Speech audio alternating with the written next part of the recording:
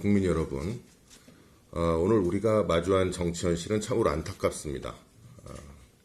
정치가 국민을 향한 것이 아니라 극단적 유튜브 채널에 종속되고 있는 것 같기 때문입니다.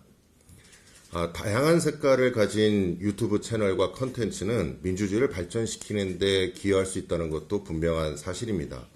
그렇지만 원칙과 상식을 말하는 사람이 오히려 조롱거리가 되는 작금의 이상한 정치 현실 속에서 국민을 위한 정치가 꽃을 피우는 것은 불가능하다고 할 것입니다. 윤석열 전 대통령과 김건희 여사는 국민 앞에서 진실을 설명하기보다는 극우 유튜버들의 편향된 콘텐츠의 힘을 빌려 부정선거 등 왜곡된 거짓 사실들을 선전해 왔습니다. 그리고 그 거짓 프레임으로 국민을 기만하고 상대방을 공격하는 수단으로 이용했습니다. 검증이 없는 선동, 사실 왜곡, 음모론이 국정소통의 탈을 쓰는 순간 민주주의는 허물어지고 정치의 원칙과 상식도 무너집니다. 또 한쪽에서는 국회의장이라고 하는 중립성이 가장 중요한 헌법기관의 수장이 매불쇼라는 특정 유튜브에 출연하는 일이 벌어졌습니다. 우원식 의장의 특정 진영에 치우친 정치 유튜브에 출연하는 것은 입법부 최고 책임자의 품격을 스스로 내려놓는 일뿐만 아니라 당적을 가질 수 없는 국회의장의 중립성에 심각한 의문을 갖게 합니다. 의장의 자리는 국민의 권리와 헌법을 지켜내는 엄중한 자리여야 합니다. 물론 예능 프로그램의 출연 등을 통해서 국민과 한층 가까워지는 계기와 기회로 삼을 수도 있습니다.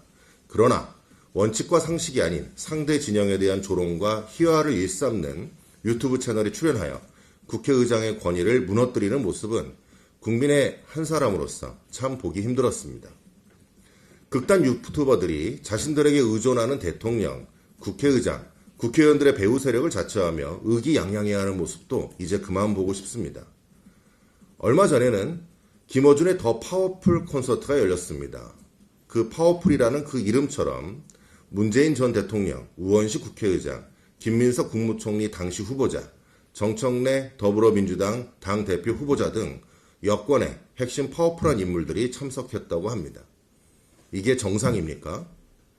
결국 양극단의 편향적 컨텐츠가 정치의 무대가 되고 공적 지위를 갖고 있는 공적 인물들이 편향적 컨텐츠의 재료로 소비되면서 정치가 무너지고 있습니다.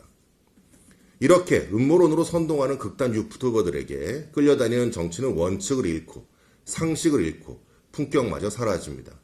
그로 인해 국민들도 정책이 아닌 자극적 언어에 끌려다니게 되고 우리가 지켜야 될 민주주의의 중심은 흔들립니다.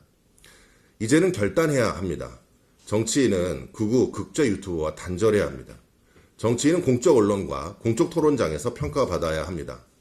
가짜 뉴스와 편향적 컨텐츠 대신 국민 앞에서 원칙과 상식, 품격으로 승부하는 정치를 해야 합니다.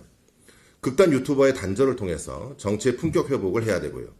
극단 유튜버를 이용한 자신의 정치적 영향력, 파워를 높이는 그건 마약과 같습니다.